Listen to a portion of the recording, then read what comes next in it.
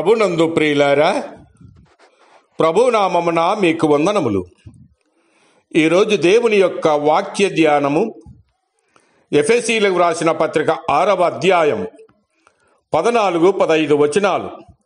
ఎలాగనగా, మీ నడుమునకు సత్యమును దట్టి కట్టుకొని, నీతియను మైమరువు తొడుగుకొని, పాదములకు సమాధాన సువార్త వలనైన సిద్ధ మనస్సును జోడు తొడుగుకొని నిలవబడుడి. దేవుడి మాటలు దీవించి ఆశీర్వదించునుగాక. గమనించండి ప్రియులారా, పాదములకు సిద్ధ మనస్సును జోడు తొడుగుకొని నిలవబడుడి అని సెలవిస్తూ ఉన్నాడు. ఆనాటి దినములలో రోమా సైనికులు యుద్ధములో బలముగా నిలవబడడానికి వీలుగా బెల్టులు కలిగినటువంటి చెప్పులు ధరించేవారు. మనము కూడా నిలవబడడానికి లేదా తట్టుకోవడానికి సిద్ధపడుతున్నప్పుడు మనకి సువార్త అనే జోడు అవసరం.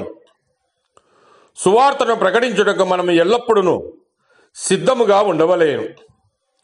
రోమాపత్రిక 1వ అధ్యాయము 14-15 వచనాలు గమనిస్తే, గ్రీసు దేశస్థులకును గ్రీసు దేశస్థులు కాని వారికిని, జ్ఞానులకును మూఢులకును నేను రుణస్థుడను కాగా, నా వలనైనంత మటుకు రోమాలోని మీకును సువార్త ప్రకటించుటకు సిద్ధముగా ఉన్నానని పౌలు తెలియజేస్తూ ఉన్నాడు. మనము పొందిన సమాధాన సువార్తల కల్లోల జగతిలో సమాధానమునకు నడుపుటకు సిద్ధపరిచెను. ఎందుకంటే మనకి ఈ సువార్త వలన క్రీస్తుతో సమాధానము ఉన్నది. రోమాపత్రిక 5వ అధ్యాయము 1వ వచనములో, కాబట్టి విశ్వాస మూలమున మనము నీతిమంతులముగా తీర్చబడి మన ప్రభు అయిన యేసు క్రీస్తు ద్వారా దేవునితో సమాధానము కలిగి ఉందాం. కనుక సాతాను లేక మానవుల దాడులకు మనము భయపడనవసరము లేదు. మనము సాతానును జయించాలి అంటే మనము దేవునితోనూ ఒకరి పట్ల ఒకరము సమాధానము కలిగి ఉండాలి.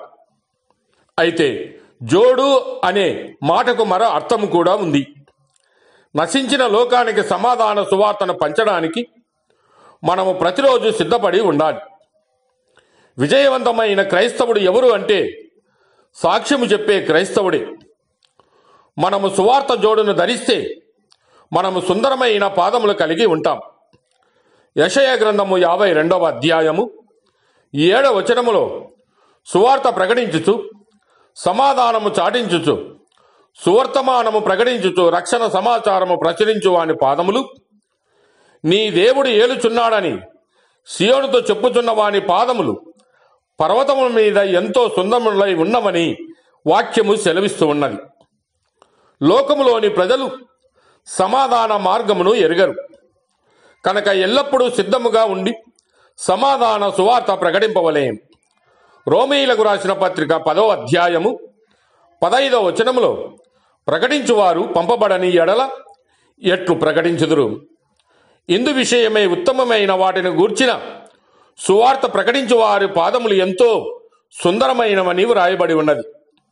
కనుక ప్రియులారా, మనం ఎక్కడికి వెళ్ళినా సమాధాన సువార్త తీసుకుని వెళుదాం. దేవుడు మిమ్మల్ని దీవించి ఆశీర్వదించునుగాక.